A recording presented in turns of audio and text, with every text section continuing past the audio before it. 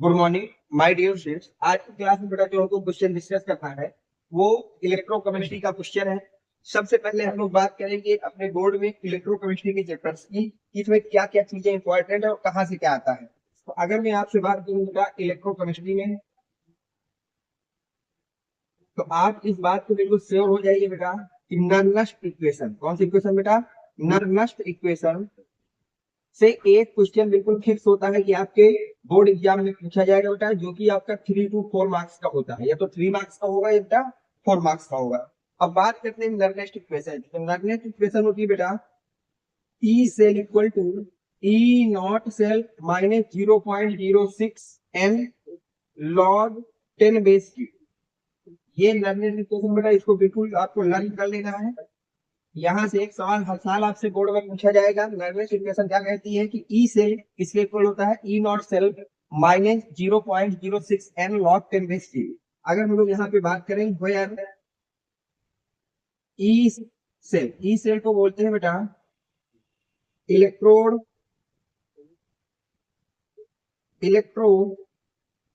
Motive force. इसको क्या बोलते हैं बेटा? इलेक्ट्रोमोटिव फोर्स ऑफ सेल, या इसी को हम लोग बोल सकते हैं EMF of cell. EMF of cell, ठीक है बेटा। इसके बाद अगर हम बात करें बेटा E naught cell, E naught cell होता है बेटा स्टैंडर्ड सेल पोटेंशियल। इसको क्या बोलते हैं बेटा? स्टैंडर्ड सेल पोटेंशियल बोलते हैं। अगर एन की बात की जाए तो ये होता है बेटा number of electron transfer for any one electrode. किसी भी एक इलेक्ट्रोड के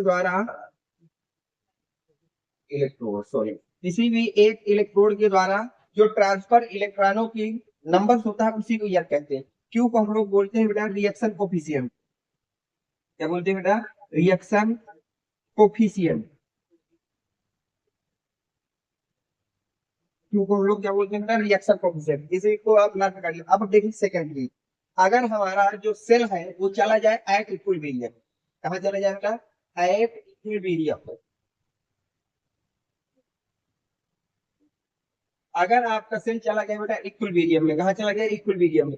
तो जो आपके पास बेटा ईएमएफ ऑफ सेल होता है वो आपका टेंड कर जाता है 0 पे, और क्यू आपका किसके इक्वल हो जाता है बेटा? केसी के इक्वल। और केसी को ही हम लोग बोलते हैं बेटा इक्विलिब्रियम कांस्टेंट। केसी को ही लोग हम लोग क्या बोलते हैं बेटा? Equilibrium constant. अगर इक्वेशन 1 में हमने इक्विलिब्रियम को टेंड किया तो ई नॉट सेल हमारा क्या हो जाएगा? 0 equal to E naught cell minus 0.06 N log 10 base K C बेटा। इसको इधर ले आते हैं, ये आएगा माइनस का E naught cell equal to minus 0.06 N log 10 base K C बेटा। माइनस से माइनस कट जाएगा तो आपके पास इक्वेशन बन जाएगी E naught cell equal to 0.06 N log 10 base K C बेटा। ये कब के लिए है नर्नेस्ट? जब हमारा सेल कहाँ होगा बेटा? एट इक्विलिब्रियम पे होगा। अगर हमारा सेल इक्विलिब्रियम पे तो आपको ये नर्नेस्ट यूज करना है, और अगर इक्विलिब्रियम पे नहीं तो आपको ये नर्नेस्ट यूज करना है। ये दोनों चीजें आप समझ लीजिएगा, क्योंकि इस क्वेश्चन में हमसे क्या पूछा? Equilibrium constant. इसका मतलब हम लोग यहाँ पे इस फार्मूले को यूज करेंगे। सही है? तक अब आते हैं हम लोग अपने थर्ड फार्मूले पे, जहां तक कोई डाउट नहीं होना चाहिए। अब देखिए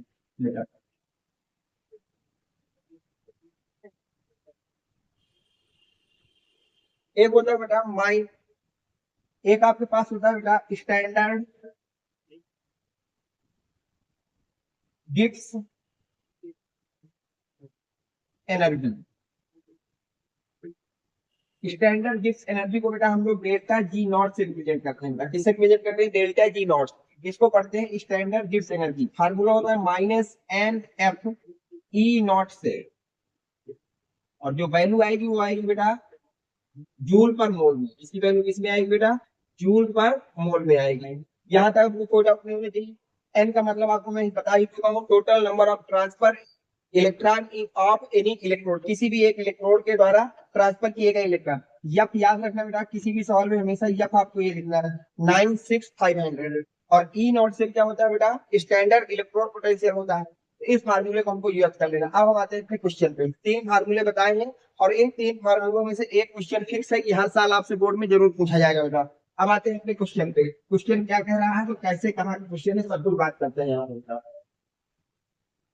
अगर मैं आपसे बात करूं इस क्वेश्चन की, तो ये क्वेश्चन बेटा आपका प्रीवियस ईयर में 2025 में पूछा गया है, जिसका सेट नंबर था 347 के ए, और कितने मार्क्स का बेटा, 3 मार्क्स का थे। क्वेश्चन कुछ इस प्रकार से है, are cell in which following reaction occur. कोई सेल है जिसमें फॉलोइंग रिएक्शन किस तरह से है, zinc solid copper plus 2 ion से रिएक्ट करता है और वहां से ऑब्टेन करता है zinc plus 2 ion and copper solid.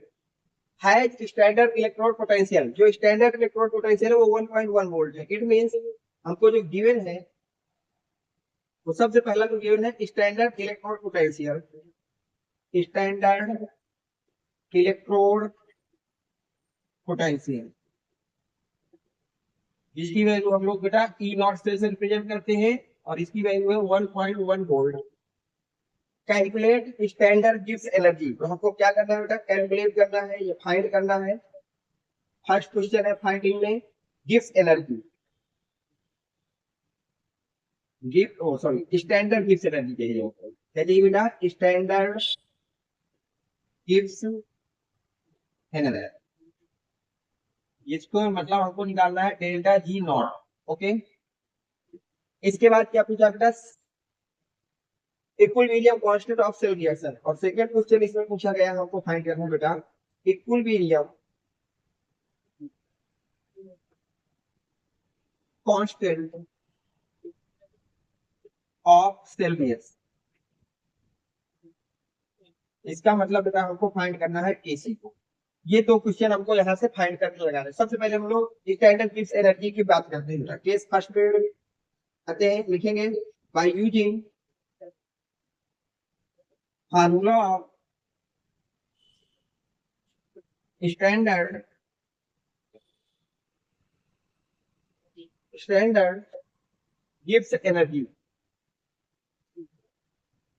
सबसे पहले हम लोग स्टैंडर्ड गिव्स एनर्जी का फार्मूला अप्लाई करेंगे बेटा। फार्मूला क्या होता है, delta E naught equal to minus N F E naught से रिपोर्ट करते हैं। माइनस अपनी जगह, एन क्या होता है, total number of transfer electrode electron for any electrode. I mean zinc को देखिए, जिंक जीरो से कहा जा रहा है प्लस 2 में, जिंक जीरो से कहा जा रहा है 2 में, तो कितने इलेक्ट्रॉन का ट्रांसफर हुआ, 2 का। एफ की वैल्यू कितनी बेटा, 96500, और ई नॉट से कितना गिवन है, 1.1।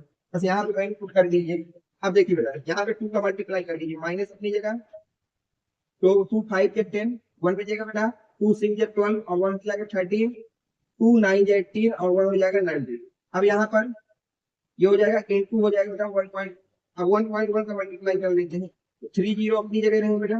11 को 3 से करोगे 33, 3 आ जाएगा। 11 को 9 से करोगे, 11 9 क्या होता है 99, 11 9 ये बेटा कितना होता है 99, और 99 में 3 जोड़ो कितना हो जाएगा 100, 102, तो आ जाएगा प्लस 10, कितना आ जाएगा बेटा 10। 11 1 जा 11, 11 में 10 जोड़ोगे तो हो जाएगा 21, और हो गया 1 डिजिट के बाद डेसिमल हमने भी लगाई जूल पर।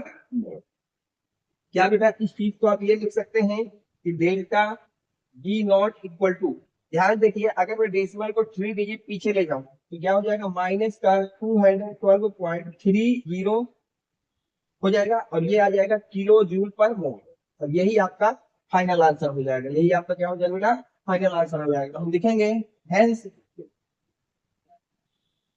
स्टैंडर्ड गिव्स energy is 212.3 kilo joule per mole. ये माइनस का मतलब सिर्फ इतना सा है कि ये एनर्जी रिलीज हो रही है, तो जब आंसर में आप लोग वर्ड में आंसर लिखेंगे तो वहां पे माइनस नहीं लगाएंगे। माइनस सिर्फ ये बता रहा है कि ये एनर्जी रिलीज हो रही है, क्या हो रही है, रिलीज हो रही है। तो ये आपके फर्स्ट क्वेश्चन का आंसर है, इसको नोट करिए। अब हम चलते हैं इक्विलिब्रियम कांस्टेंट को बेटा। हो गया यहाँ तक, ओके।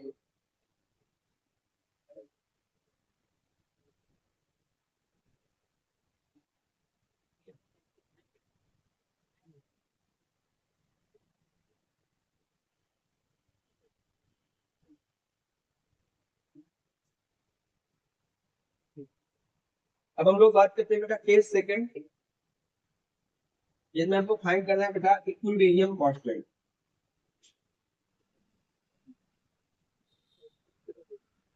ठीक है, तो लिखेंगे by Nernst equation, by Nernst equation normal equation से इक्विलिब्रियम की नॉर्मल इक्वेशन क्या होती है बेटा, E naught cell equal to minus 0.06 होगी प्लस का 0.06 by n log 10 base AC, ये होता है इक्विलिब्रियम का, पीछे कराया ही है।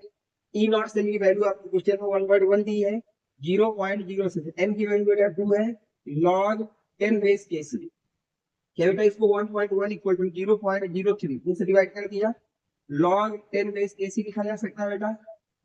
ध्यान से देखेंगे क्या बेटा, इस पॉइंट को मैं डेसिमल में ला सकता हूँ, ये हो जाएगा log 10 base AC equal to हमारे पास हो जाएगा 1.1 डिवाइड बाई 0.06, ऊपर 1 डिजिट के बाद डेसिमल है, नीचे 2 डिजिट के बाद डेसिमल है, डेसिमल से डेसिमल को हटाया जा सकता है बेटा, तो log 10 base KC equal to हो जाएगा 110/3।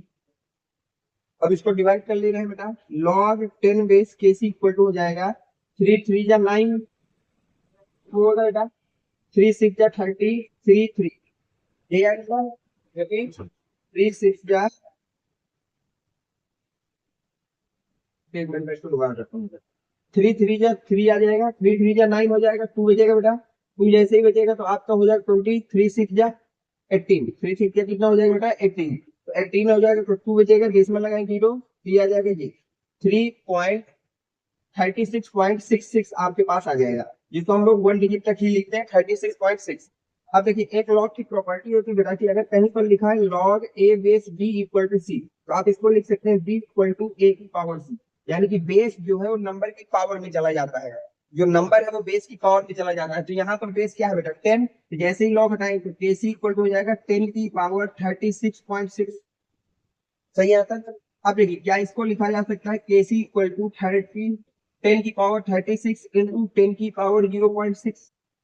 अब देखिए अगर 10 की पावर डेसिमल में हो, कितना होगा डेसिमल में, तो जो भी डेसिमल का वर्ड है, जो डेसिमल का नंबर है वो जिस लॉग की वैल्यू होगा वही उसका मान होगा। तो 0.6 किसकी वैल्यू होती है बेटा, हमको ये पता है कि log 10 बेस 4 को हम लोग बोलते हैं 0.6, यानी कि ये वैल्यू है 4 की, जिस लॉग की ये 0.6 वैल्यू है वही लॉग इसका आंसर है, तो आंसर क्या 4, तो KC इक्वल टू हो जाएगा बेटा हमारे पास 4 इंटू 10 की पावर 36, 4 इंटू 10 की पावर कितना बेटा 36, ये आपका आंसर हो जाएगा, इसको नोट कर लीजिए, और कोई भी डाउट हो तो आप कमेंट सेक्शन में जरूर पूछ दीजिएगा बेटा। तो आपके पास देखिए गिब्स भी आ गई, सॉरी गिब्स एनर्जी भी आ गई और इक्विलिब्रियम कांस्टेंट भी आ गया। इक्विलिब्रियम कांस्टेंट को निकालने में थोड़ा सा आपको ध्यान देना होगा, क्योंकि यहाँ पर लॉग की प्रॉपर्टी लगती है, एक ये लॉग, और कभी भी अगर 10 की पावर डेसिमल में है तो वो डेसिमल जिस लॉग की वैल्यू है वही इसका मान होता है बेटा, ठीक है, यहाँ तक आप नोट करिए। और उम्मीद है कि ये क्वेश्चन आपके समझ में आया होगा, अगर कोई डाउट हो कमेंट सेक्शन में जरूर पूछिएगा बेटा। Thanks for watching, next video coming soon.